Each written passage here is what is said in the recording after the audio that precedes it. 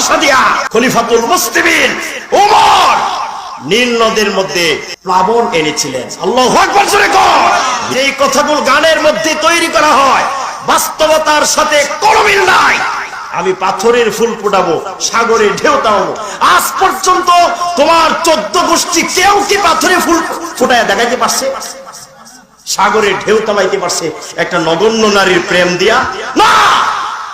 কিন্তু আল্লাহর ভালোবাসা দিয়া খলিফাতুল মুসলিমিন ওমর নীল নদের মধ্যে প্লাবন এনেছিলেন। আল্লাহু আকবার জোরে কর।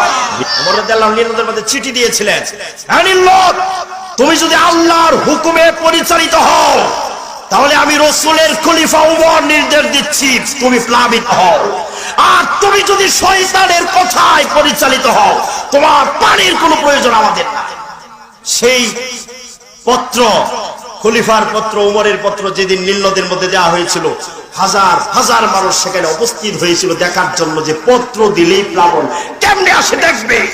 আর সেই দিন কিতাবের মধ্যে আসছে 16 হাত উঁচু হয়ে নীল নদের মধ্যে প্লাবন এসেছিল। কিন্তু এর আগে মিশরের মধ্যে প্রথা হয়ে গিয়েছিল, এরকম কুসংস্কার ছিল তাদের মধ্যে যে একটা সুরসী সুন্দরী মেয়েকে সেই নীল নদের মধ্যে বলি দিলে, হত্যা করলে এরপরে প্লাবন আসত। কিন্তু মিশর বিজয়ী সেনাপতি ছিলেন আমর ইবনুল আস রাদিয়াল্লাহু আনহু। তিনি যখন মুসলমানদের খলিফা, সেই মিশর বিজয়ী সেনাপতি, সেখানকার গভর্নর, তিনি সেখানকার মানুষ যখন বলল যে হুজুর এই নীল নদের মধ্যে পানি আসছে না, একটা মহিলাকে, একটা সুন্দরী যুবতীকে এটার মধ্যে বলি দিতে হবে, এরপরে আসবে, আমর ইবনুল আস রাদিয়াল্লাহু আনহু নিষেধাজ্ঞা জারি করলেন যে কখনো না, আমি এই মর্মে খলিফাকে অবগত করব, তিনি যা নির্দেশ দিবেন তার নির্দেশ মোতাবেক কাজ হবে। তখন তো চিঠি পাঠাইলেন, এই চিঠি যে আমি রাসূলের খলিফা নির্দেশ দিচ্ছি তুমি প্লাবিত হও। আর যদি শয়তানের কথায় তুমি পরিচালিত হও তোমার পানির কোনো প্রয়োজন আমাদের নাই।